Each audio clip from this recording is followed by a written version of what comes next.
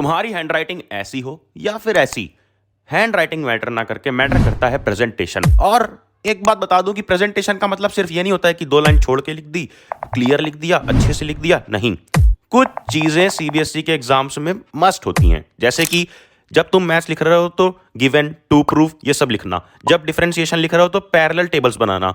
जब डायग्राम लिख रहे हो डायग्राम लेबल करना। रिएक्शन लिख रहे हो तो रिएक्शन फुल डिटेल्ड लिख के सिर्फ सिंबल्स का यूज ना करना। और ऐसी जितनी भी चीजें हैं सब्जेक्ट वाइज क्या क्या चीजें मस्ट है एग्जाम हॉल में जाकर अपनी कॉपी पर लिखना, वो सब कुछ डिस्कस करेंगे। तो प्लीज ये वीडियो एंड तक देखना, भले 2x पर देखो बट ये वीडियो एंड तक देखना, क्योंकि इस वीडियो को अगर समझ जाते हो तो इसके बाद तुम्हारा एग्जाम हॉल में 1 मार्क्स भी नहीं कटेगा यार।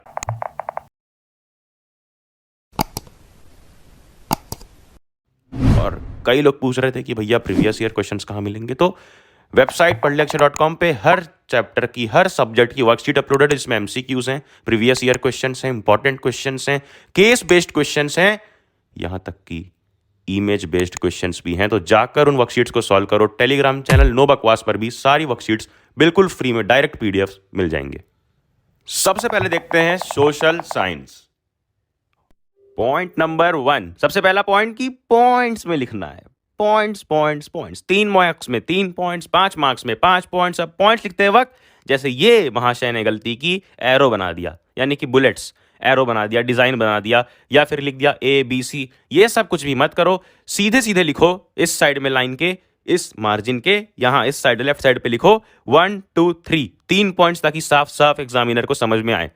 नेक्स्ट, सबको पता है बट याद दिला दूं कि राइट साइड में अगर मार्जिन नहीं है कॉपी में तुम्हारे, तो राइट साइड में पेंसिल से जो भी लाइंस तुम बनाओगे पेंसिल से ड्रॉ करना है, या फिर ब्लू पेन, तो ब्लू पेन से बेटर चॉइस है पेंसिल। डार्क पेंसिल से राइट साइड में एक मार्जिन ड्रॉ करना, और हर आंसर कंप्लीट होने के बाद 2 लाइन छोड़ना और ऐसा एक मार्जिन और ड्रॉ कर देना, एक लाइन ड्रॉ कर देना एक आंसर कंप्लीट होने के बाद। और जब टेबल बनाओगे डिफरेंशिएट के लिए, तो वो भी टेबल पेंसिल से ड्रॉ करना।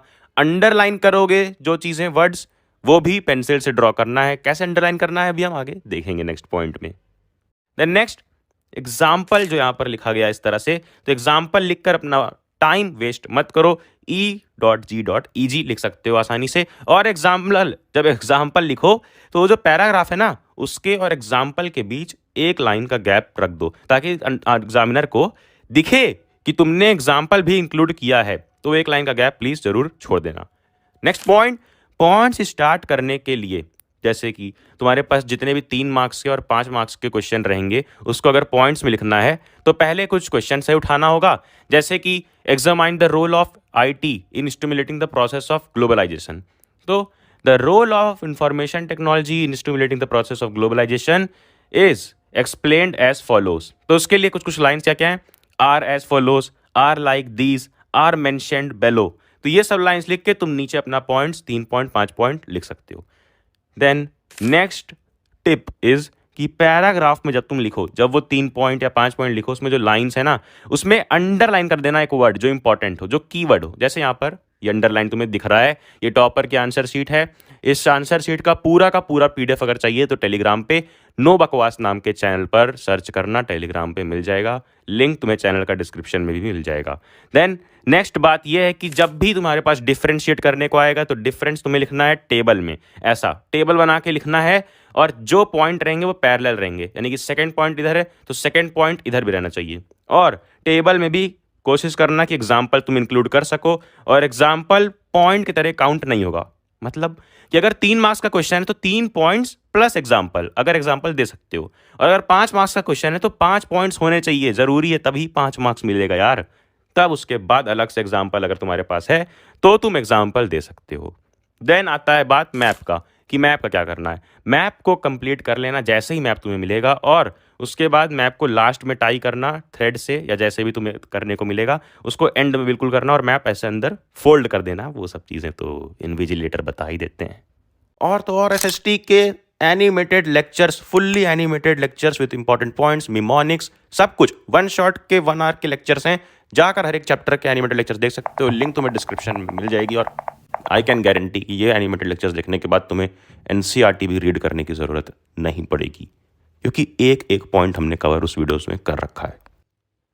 अब बढ़ते हैं साइंस की तरफ। देखो, ध्यान से देखो, सबसे पहला चीज़ तुम्हें इस पेज में दिख रहा होगा कि कोई भी चीज़ हो लिखी, उसके बाद 2 लाइन छोड़ी। अब 2 लाइन के बीच अगर टाइम मिलता है तुम ड्रा एंड ड्रॉ कर सकते हो एक सिंपल सी। उसके नीचे जब कोई भी क्वेश्चन हो, चाहे वो 1 मार्क्स का हो, 2 मार्क्स का हो, 3 मार्क्स का हो, अगर तुम्हारे पास आंसर्स हैं पॉइंट वाइज लिख सकते हो तो पॉइंट वाइज लिखना, जैसे कि ये क्वेश्चन 2 लिखा गया है। फिर उसके बाद यहाँ पर देखो रे डायग्राम हो, बायो का डायग्राम हो, कुछ भी हो, पेंसिल से ड्रॉ करना है और डायग्राम में क्या चीज़ है उसको मेंशन करना है। जैसे एंगल आई क्या दिखा रहा है, एंगल ऑफ इंसिडेंस।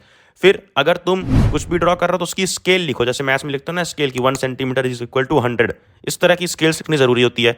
देन उसके बाद यहाँ पर तुम्हें दिख रहा होगा कि अगर रिएक्शन लिख रहे हो जैसे NaCl, फिर इलेक्ट्रिसिटी एरो के ऊपर लिखा गया है, फिर Na+ और Cl-, ये आयंस में टूट गए तो NaCl और Na और Cl लिख के छोड़ नहीं दिया गया, सिर्फ सिंबल्स लिख के नीचे लिखा गया कि वो है क्या क्या रिप्रेजेंट कर रहे हैं वो सिंबल, सोडियम क्लोराइड, और इधर सोडियम आयंस और इधर क्लोराइड आयंस।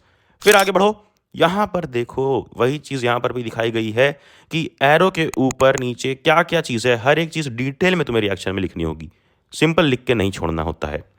आगे देखो, जब भी न्यूमेरिकल्स आएंगे फिजिक्स के, जब भी न्यूमेरिकल्स आएंगे सबसे पहले लिखना होगा क्या क्या दिया हुआ है। और क्या क्या दिया हुआ है बहुत ज़्यादा फॉर्मल नहीं लिख रहा है कि दिस इज गिवन ऐसा करके, कुछ भी नहीं। देखो बहुत शॉर्ट फॉर्म में लिखा है कि कॉन्केव मिरर, उसका एफ क्या है, एच, वी, यू और एच, क्या क्या फाइंड करना है उसका क्वेश्चन मार्क लगा दिया है, ठीक है। और माइनस प्लस के साथ साइन कन्वेंशन के साथ लिखा है कि तुम्हें खुद कैलकुलेशन या सॉल्व करते वक्त कोई प्रॉब्लम ना हो। फिर जो भी फॉर्मूला यूज करोगे वो फॉर्मूला जरूर लिखना, जैसे कि अकॉर्डिंग टू मिरर फॉर्मूला। फिर आगे देखो यहाँ पे अकॉर्डिंग टू लीनियर मैग्निफिकेशन का फॉर्मूला जो है -v/u इक्वल टू h'/h। फिर सॉल्व करके बॉक्स में छोटे से आंसर को रख दोगे। और ये बहुत ज़्यादा रफली करना है, बॉक्स में कोई ज़रूरत नहीं कि स्केल से बॉक्स बनाओ, सिंपल हाथ से बॉक्स ड्रॉ कर सकते हो, बस सब कुछ क्लियर रखना है, एक एक लाइन छोड़ के लिखोगे तो बहुत क्लियर दिखेगा। फिर उसके बाद डायग्राम जहाँ आएगा वहाँ पेंसिल से ड्रॉ करना है, हमने समझ लिया। बट लेबलिंग देखो एक एक चीज़ की हुई है, की तक की लेबलिंग हुई है, लेबलिंग बहुत इंपॉर्टेंट है। देन आगे बढ़ो, जब भी डिफरेंशिएशन आएगा तो टेबल में करेंगे, ये तुम्हें पता है, बट पैरेलल टेबल में करेंगे। जैसे 1 पॉइंट इधर है तो 1 पॉइंट इधर, यहाँ पर देखो 0.3 तो 0.3, 0.4 तो 0.4, आमने सामने पैरेलल लेबलिंग करनी है। और एक चीज ध्यान रखना, डायग्राम्स ड्रॉ करो, कुछ भी ड्रॉ करो, ये जो राइट साइड वाली लाइन है, राइट साइड वाली मार्जिन, इसके राइट मत जाना। मैं क्या करूं, फिर जॉब छोड़ दूं? क्योंकि इसके राइट टीचर्स का हक है, तो उन्हें हक निभाने दो अपने मार्क्स देने का। आगे आ जाओ, यहाँ पर तुम्हें देखने मिल रहा होगा कि बहुत सिंपल सा क्वेश्चन पूछा गया है कि व्हाट इज फूड चेन। तो तुम क्या करते, फूड चेन की डेफिनेशन लिखते और छोड़ देते। लेकिन यही तो है जो चीज़ें मस्ट हैं एग्जामिनर को इंप्रेस करने के लिए, कि एक लाइन छोड़ के लिख दो फॉर एग्जाम्पल, फिर उसके नीचे एग्जाम्पल। अब यहाँ पे क्लियरली एग्जामिनर को दिख रहा है कि इसने एग्जाम्पल भी मेंशन किया हुआ है, जो बहुत इंप्रेसिव साउंड करता है। आगे देखोगे तो जब भी न्यूमेरिकल सॉल्व्स करो, चाहे वो लाइट का हो चाहे वो ऐसे इलेक्ट्रिसिटी का हो, तो एक रफ सा रे डायग्राम बना सकते हो, जैसे रफ सा सर्किट डायग्राम यहाँ पर बना हुआ है। देन आगे बढ़ो, और जब भी आंसर बड़े रहेंगे, पॉइंट वाइज रहेंगे या पैराग्राफ में लॉन्ग आंसर्स रहेंगे, जैसे एक ये है, तो जो जो इंपॉर्टेंट कीवर्ड्स है ना उसको पेंसिल से अंडरलाइन कर दो पूरा आंसर लिखने के बाद। जैसे यहाँ पर देखो अंडरलाइन किया गया है, becomes unstable, difficult, negative, it can't afford, ये सारी चीज़ें, और ये हर सब्जेक्ट में करना है, इंपॉर्टेंट चीज़ों को अंडरलाइन करना है। नाउ आगे बढ़ते हैं नेक्स्ट सब्जेक्ट की तरफ, जो है लिटरेचर सब्जेक्ट, जैसे कि इंग्लिश और हिंदी। इसमें क्या करना है, देखो यहाँ पर लिखा है आंसर शीट में ऊपर सेक्शन सी लिटरेचर, तो कोई भी सेक्शन से तुम स्टार्ट कर सकते हो, ABC कोई भी, तो सेक्शन सी लिटरेचर, और उसके बाद एक्सट्रैक्ट बेस्ड क्वेश्चन होते हैं लिटरेचर में। पहले तो एक क्वेश्चन रहता है, उसके सब पार्ट्स रहते हैं, जैसे 8 ABCD, तो 8 लिख दिया, उसके बगल में ABCD ना लिखा, उससे नीचे लिख दिया। सिंपल सिंपल सी टेक्निक्स हैं जिससे आंसर बहुत ज़्यादा क्लियर और सिंपल प्रेजेंटेशन के साथ अच्छा दिखता है। उसके बाद जब क्वेश्चन अटेम्प्ट कर रहे हो तो उसके बीच में एक लाइन यहाँ पे छूटी है ना, मैं तुम्हें दे रहा हूँ सजेशन कि 2 लाइन्स प्लीज छोड़ना हर एक क्वेश्चन के बाद। फिर उसके बाद यहाँ पर देखो कि पैराग्राफ कैसे छोड़ा गया है, जैसे ये एक पैराग्राफ लिखा गया, फिर उसके बाद वहीं से उसके नीचे से यहाँ से शुरू कर दिया गया है। ये नहीं कि अगर यहाँ पर एडल्ट बुक्स पे खत्म हो रहा है तो बुक्स के जस्ट नीचे से अगला पैराग्राफ का वर्ड मार्गोट स्टार्ट किया गया है। मार्गोट कहाँ स्टार्ट है, लेफ्ट अलाइनमेंट के साथ, लेफ्ट अलाइनमेंट को फॉलो करना है पूरे इंग्लिश में। फिर उसके बाद देखो यहाँ पर लाइन कैसे छोड़ी गई है, सेक्शन ए स्टार्ट जब किया गया है। और जब भी ऑप्शनल क्वेश्चंस रहेंगे, यानी कि ऑप्शन रहेगा, तो ABCD मत लिख देना ऑप्शन में, मैं तुम्हें बता रहा हूँ जनरली उसका ऑप्शन भी लिखना। जैसे एक ऑप्शन अगर है इंप्रेसिव, तो वो इंप्रेसिव जरूर लिखना, वो वर्ड जरूर लिखना। फिर आंसर्स के बीच देखो यहाँ पर कैसे लाइन ड्रॉ की गई है, और जो इंपॉर्टेंट है, जैसा मैंने बताया पहले भी, जो इंपॉर्टेंट कीवर्ड्स हैं उसको अंडरलाइन यहाँ भी किया गया है। जैसे small scale Indian producers have faced losses, ये अंडरलाइन करना इंपॉर्टेंट है, और ये अंडरलाइन पेंसिल से करना एंड होने के बाद एग्जाम। और जो बताया यार, लेफ्ट अलाइनमेंट फॉलो करना है, इंग्लिश हो या हिंदी, देखो कैसे लेटर में लेफ्ट अलाइनमेंट फॉलो किया गया है, लेफ्ट लाइन से अटैच करके लिखा गया है, और इंपॉर्टेंट चीज़ अंडरलाइन है, यहाँ दिख रही है तुमको। हिंदी में अगर बात करोगे ना, तो हिंदी में भी यार यही सारी चीज़ें फॉलो करनी होती है। जैसे देखो यहाँ पर कितना क्लियर आंसर लिखा गया है, लाइन ड्रॉ की गई है आंसर के बाद, और अगर कुछ भी ड्रॉ करने को आता है जैसे विज्ञापन में, तो वो पेंसिल से ही ड्रॉ करना है प्लीज़, सिर्फ और सिर्फ पेंसिल से, ब्लू पेन का यूज़ करके ड्रॉ मत करना। सिर्फ और सिर्फ 2 चीज़ तुम्हें यूज़ करनी है, ब्लू पेन और पेंसिल। तो जहाँ भी ड्रॉ करना है, चाहे वो रे डायग्राम हो, चाहे हिंदी का लिटरेचर का विज्ञापन हो, वहाँ पर भी तुम्हें पेंसिल का ही यूज़ करना है। और अगर इंग्लिश लिटरेचर बिल्कुल जला देना चाहते हो, तो तुम्हें देखने हैं एनिमेटेड लेक्चर्स यार, क्योंकि इन एनिमेटेड लेक्चर्स में हमने फुल एनिमेशन के साथ एनसीईआरटी को लाइन बाय लाइन कवर किया है। हर एक चैप्टर के एनिमेटेड लेक्चर्स की लिंक डिस्क्रिप्शन में मिल जाएगी। चैप्टर का नाम टाइप करो, उसके आगे पढ़ ले अक्षर लिखो, और एनिमेटेड लेक्चर्स अगर देखोगे, बहुत छोटे छोटे से लेक्चर्स, तो बहुत तगड़ा रिवीजन कर लोगे, वो भी लाइन बाय लाइन एनसीईआरटी के साथ। देन अगले सब्जेक्ट पे पढ़ते हैं, जो कि है मैथ्स। तुम्हें क्वेश्चन पेपर, तो वो जो रीडिंग टाइम होता है, उस रीडिंग टाइम में यार कई लोग वेस्ट कर देंगे पेपर का ओवरव्यू लेने में। क्या भाई ओवरव्यू लेते हैं, बट तुरंत एक क्विक ओवरव्यू लेने के बाद अगर तुम उस रीडिंग टाइम को यूज करो केस बेस्ड क्वेश्चन में, केस बेस्ड क्वेश्चन का केस पूरा पढ़ने के लिए, और उसके बाद उसमें करना क्या है, तो तुम्हारा काफ़ी टाइम बच सकता है, जो कि एंड में तुम नहीं कर पाओगे। और केस बेस्ड क्वेश्चन का जो हाई वेटेज है, ये मार्क्स भी तुम्हारा सिक्योर हो जाएगा। देन इसके बाद अब स्टार्ट करने जा रहे हो तुम पेपर, कौन से सेक्शन से करोगे स्टार्ट कौन से सेक्शन से करोगे? मेरी सलाह हमेशा यही रहेगी कि स्टार्ट करो long question, high weightage question से। केस बेस्ड हमने निपटा लिया है पहले ही रीडिंग टाइम में पढ़ के, उसके बाद केस बेस्ड हेडिंग डालकर दोनों केस बेस्ड क्वेश्चन कर लो। देन कूद जाओ सेक्शन सी पे, जहां पर 2 क्वेश्चन है 4 मार्क्स के, 8 मार्क्स कर लो सिक्योर। कैसे सिक्योर? क्योंकि यार मैं इसलिए कह रहा हूं कि जो सेक्शन ए वाले क्वेश्चन है, जो छोटे छोटे क्वेश्चन होते हैं, वो थोड़ा बहुत फंसा सकते हैं, बट सेक्शन सी के क्वेश्चन एक बार तुम रीड करोगे, अगर तुम्हारे दिमाग में फॉर्मूला है, तुमने ऐसे ही पैटर्न पे बेस्ड क्वेश्चन कर रखा है, तो तुम जान जाओगे कि हाँ होगा या नहीं होगा। तो वो क्वेश्चन सेक्शन सी करना, और क्वेश्चन करते वक्त ये 3 चीज जरूर मेंशन करना। गिवन कि क्या दिया हुआ है, कुछ भी ना हो तो यार, जैसे अगर यहाँ पर ये क्वेश्चन है तो इसका एक छोटा सा रफ डायग्राम बनाना है ऐसा साइड में, बिल्कुल रफ डायग्राम, कोई स्केल की जरूरत नहीं, रफ डायग्राम बनाना और रेडियस ही लिख देना। बट गिवन में जो चीज हो उसका एक छोटा सा डायग्राम, और जरूर से लिखना कि क्या दिया है, inner radius, outer radius. Then to find, एक लाइन में टू फाइंड कि उस क्वेश्चन में तुम्हें फाइंड क्या करना है, वो भी तुम जरूर से लिखना। एंड देन थर्ड चीज कि जो भी तुम करोगे सॉल्यूशन डाल के, उसमें ये चीजें फॉलो करनी है। नंबर 1 कि लाइन जो होती है, ये जो राइट साइड वाली लाइन होती है, इसके इधर वो मार्क्स देने के लिए होते हैं, तो वो लाइन के उधर तुम मत घुसना। रफ के लिए लास्ट के पेज यूज करना, लास्ट का 2 पेज यूज करना, कोई दिक्कत नहीं है लास्ट का पेज यूज करने में।